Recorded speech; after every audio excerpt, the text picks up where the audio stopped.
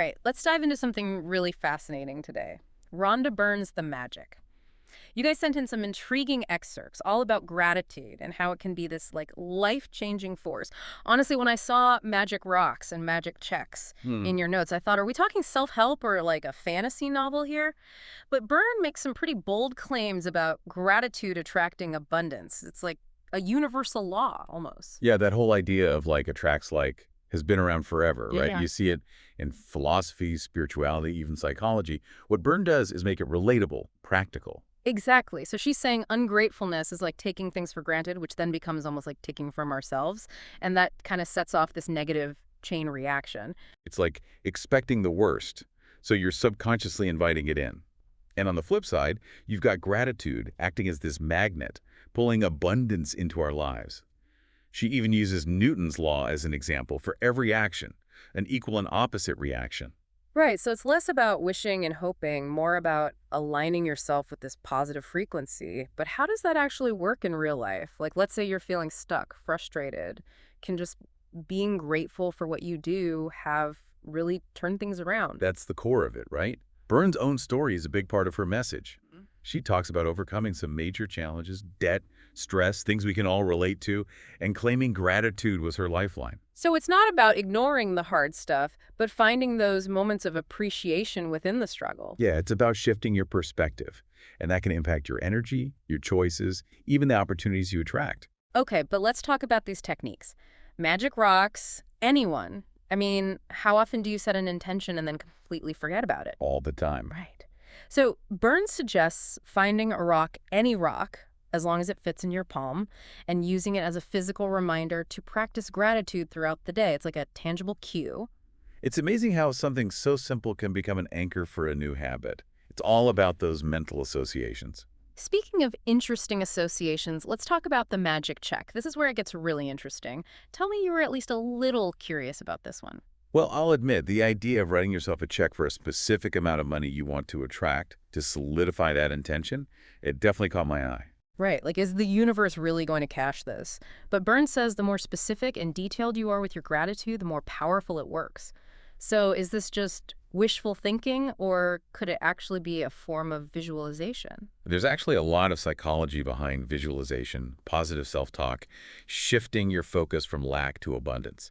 So even if the magic is metaphorical, these actions can impact your emotions, your actions, and ultimately your reality. And what I find interesting is that Byrne provides a 28-day program with daily gratitude exercises. It's not just theory. It's about creating a practice. Ooh, I love a good structured program. Yeah. And she doesn't shy away from the less conventional either, like the magic dust. Ah, yes. Magic dust. This one is all about mentally sprinkling gratitude onto others. A different way to look at appreciation, especially with people we might take for granted. So intentionally sending out positive vibes. Byrne talks about magic dusting, service workers, people from our past, even strangers. But is it more than just being nice? What's a deeper impact? It goes back to gratitude being a feeling, not just an acknowledgement, right? By consciously dusting someone with appreciation, we're engaging with that feeling more deeply. And chances are, it changes how we interact with them, even if it's just in our own minds. And that shift in perspective can have ripple effects, even in those impossible-seeming situations. Like the story about Byrne's daughter losing her wallet. It shows how gratitude isn't about denying challenges, but finding appreciation even when things are tough. Tell me more about this lost wallet. It sounds intriguing. So, picture this. Byrne's daughter loses her wallet, completely gone, no ID, no hope of getting it back. Most of us would be freaking out, right? But amidst the chaos, Byrne focuses on gratitude. Not for the lost wallet, but for the possibility of it being returned. It's like focusing on what you want, not what you lack. But did the wallet actually turn up? You are not going to believe this. She gets the wallet back. And it wasn't just someone finding it and turning it in either. It was this whole chain of events. A farmer found it miles away and went above and beyond to track her down. Like the universe just made it happen. It's like that saying, what you focus on expands. But focusing on the positive when things are tough, that takes real effort. It does. And Byrne seems to know that. She doesn't just talk about gratitude as this abstract idea. She gives you all these techniques to actually cultivate it. We've got the magic rock, the magic check. And those are just the beginning. Remember that 28-day program? It's full of daily practices. Some are more, well, traditional, like a gratitude list. Writing down 10 things you're grateful for every day. which, let's be real, can get a little repetitive. Grateful for coffee, grateful my cat didn't destroy my plants, again. But Byrne puts a twist on it. She wants you to read that list and really feel the gratitude for each item, like saying thank you, thank you, thank you, with as much sincerity as you can. She's not just going through the motions. She wants you to tap into that feeling of gratitude. And that's where things get interesting. It's one thing to know something good. It's another to really feel it, you know? And some of those techniques get even more, well, creative, like the magic mirror exercise. Ah, yes. This one is about self-love, which can be a real challenge. It's so easy to focus on what we want to change about ourselves.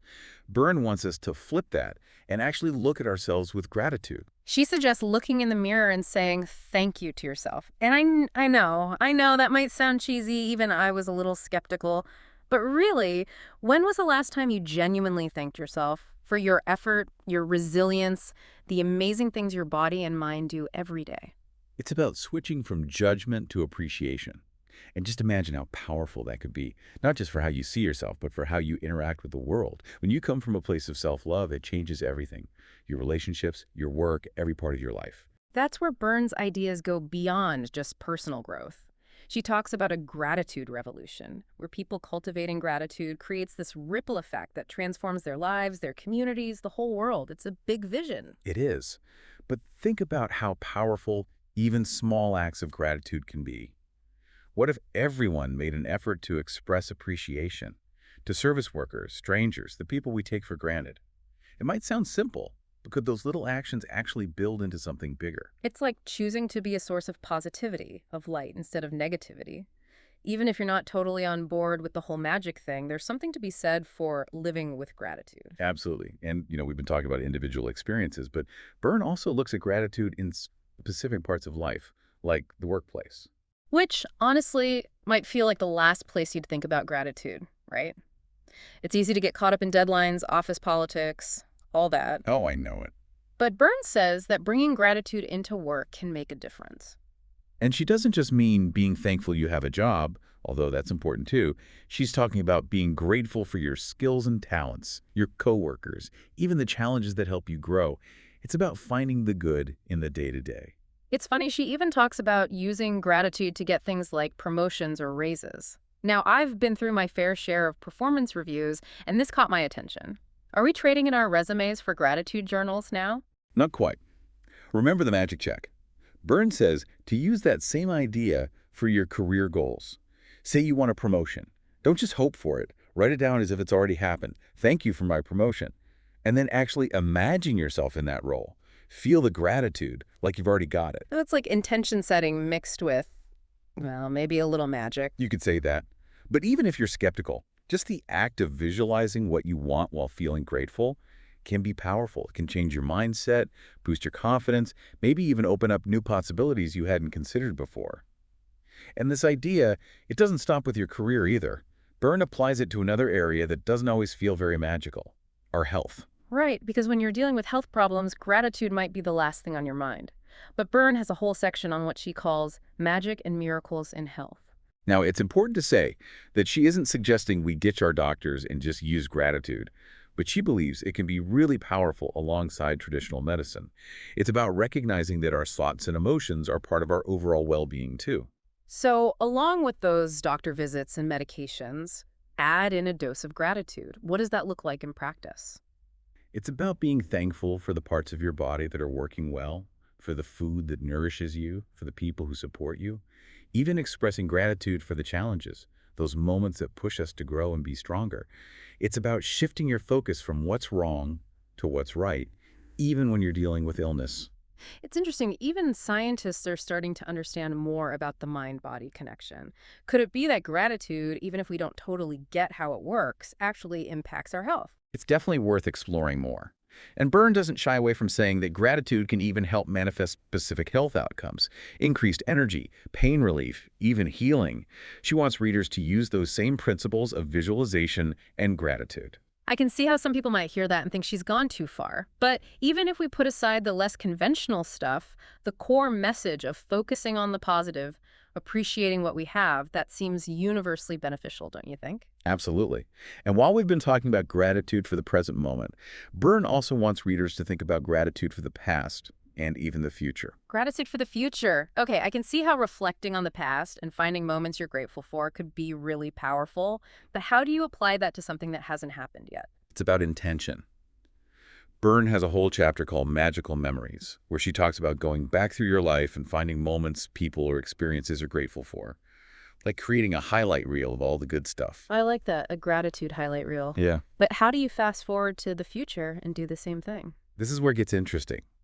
Byrne says you can use gratitude to make what she calls magnificent outcomes.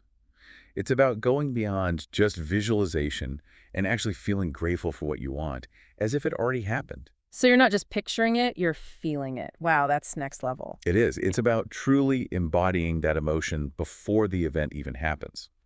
It might sound kind of out there, but there's actually more and more research suggesting that what we feel and believe can actually influence what happens in the future. It's like that saying, whether you think you can or you think you can't, you're right. Our thoughts are powerful. Exactly. And Byrne says to apply that principle to all kinds of situations: job interviews, presentations, relationships, even, like we said, our health. So whether we're thinking about the past, being present now, or looking to the future, gratitude is the common thread. But before we wrap up this deep dive into the magic, we should acknowledge that not everyone's totally on board with Byrne's work, right? That's a really good point. As popular as her books are, there are some fair criticisms and things to consider. It's like, for all the talk about magic, some people find Byrne's approach a little too simple, like it's dismissive of real struggles. What do you think about that? Yeah, it's a valid point. Life is messy, unpredictable. Gratitude's not like this magic wand that makes all your problems disappear or guarantees a perfect life. It's not about pretending everything's fine. So you're saying it's not about ignoring the hard stuff. Right, it's not about denying the negative. It's more like choosing where you focus your energy within that reality. Finding the glimmers of appreciation, the sources of strength, even when things are tough. That makes a lot of sense. But then some people might say that focusing on gratitude when things are hard is just a way of avoiding those difficult emotions, like bypassing the work of actually processing those experiences. That's a really important point. And it's crucial to say that gratitude isn't a substitute for therapy, for dealing with underlying issues, or for taking steps to improve your life.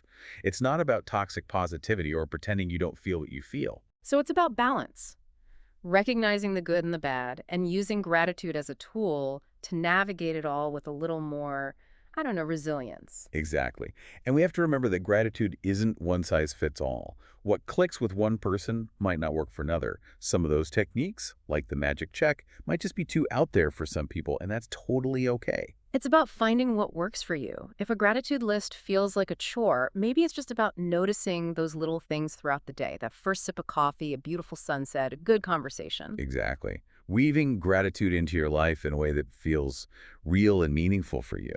And remembering it's a practice, something you build over time. It's not about being perfect at it. It's about making progress. It's about showing up every day and making that choice, even in small ways, to focus on the good. So, as we wrap up this deep dive into the magic, what's the one thing you hope our listeners take away from all of this? Even if Byrne's approach isn't for everyone, that core idea of gratitude being powerful, transformative, it's worth exploring. It's not about denying challenges or expecting miracles overnight, but about approaching life with an open heart, noticing the things we appreciate, and trusting that even small shifts in how we see things can create a more positive experience. It's about recognizing we always have that choice, to focus on what's missing or to appreciate what we have. And hey, maybe that choice is where the real magic is.